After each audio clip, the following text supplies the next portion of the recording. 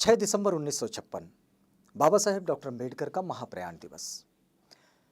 लेकिन बाबा साहेब के इस प्रयाण को लेकर कई तरह की बातें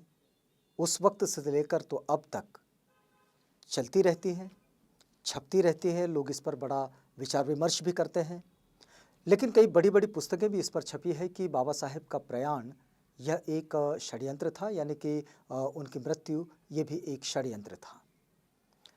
लेकिन इस षड्यंत्र को दरकिनार करते हुए और इससे अपनी असहमति दर्शाते हुए उस वक्त 16 दिसंबर 1956 को प्रबोधनकार ठाकरे ने मराठा में एक लेख लिखा था और मराठा दैनिक में ये लेख उनका प्रकाशित हुआ। तो उसमें वे लिखते हैं, वास्तव में ये लेख मराठी में है। वे लिखते हैं कि बाबासाहेबांच्या निधनाला आठवडाही लोटला नाही, तोच त्यांच्या मृत्यूभोवती कारस्थानी रहस्याचे धागेदोरे गुंफून काही कुटाळांनी लोकमताची निष्कारण चाळवाचाळव चालवलेली दिसते।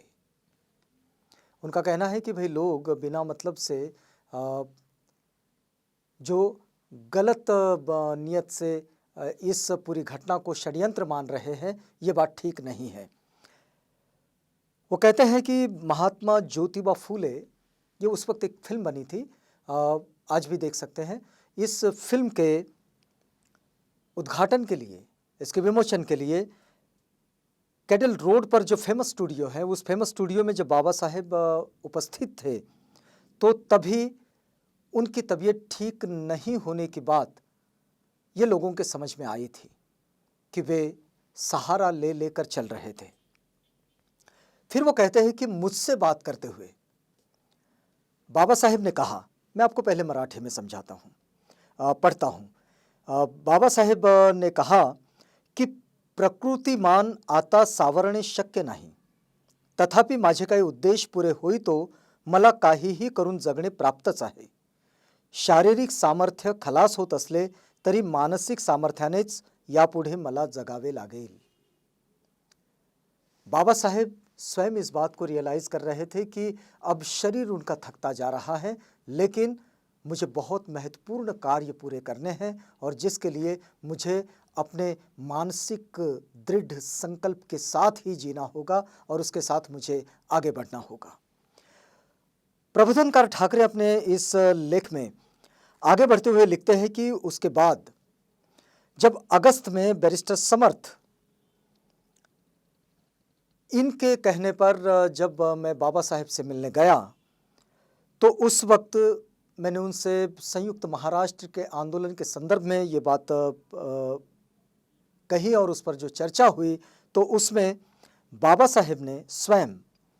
संयुक्त महाराष्ट्र का जो प्रश्न है, जो मुद्दा है, उस पर चर्चा की और उसके बाद उन्होंने ये कहा कि यदि सभी लोग जितने लेफ्टिस्ट हैं वो सब इकट्ठे होते होंगे, यानी कि पुरोगामी आंदोलन में काम करने वाले, परिवर्तनवादी आंदोलन में काम करने वाले, यदि सभी लोग इकट्ठे होते होंगे तो हमारा शेड्यूल कास्ट फेडरेशन भी उसमें सम्मिलित होगा और उसके साथ रहेगा। प्रबोधनकार ठाकरे ने इस बात को इससे पहले ही प्रकाशित किए थे, लेकिन वो इस बात में इस वक्त इस लेख में इस बात का भी उल्लेख करते हैं कि इस मुलाकात के दौरान उन्होंने बाबा साहेब को जो देखा तो उन्हें इस बात पर थोड़ा विश्वास होने लगा था कि शायद ये महापुरुष अब ज़्यादा दिनों तक हमारे साथ नहीं रह पाएगा। वो लिखते हैं कि उनके इसके बाद की सारी जो क्रियाएं थी वो सब उनके आत्मबल और आत्मविश्वास और मानसिक दृढ़ता के कारण ही चल रही थी। और ऐसी स्थिति में अगर बाबा साहेब 6 दिसंबर 1956 को चले गए तो ये एक स्वाभाविक घटना माननी चाहिए, ये कहते हैं प्रबोधनकार ठाकरे।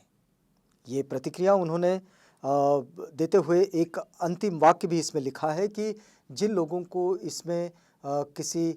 षड्यंत्र की या फिर किसी रहस्यमय मृत्यु की बू आती है तो वो लोग इस पर थोड़ा सा विचार करें, क्योंकि इस स्थिति में जो जितनी इतने संघर्षों के साथ और इतनी पीड़ाएं, इतनी कठिनाइयाँ, इतनी तकलीफ़ें और उसके बाद उनका स्वास्थ्य का भी ठीक ना होना, उन्होंने इससे पहले संविधान का निर्माण, फिर उसके बाद बुद्ध और उनका धम्म इस ग्रंथ पर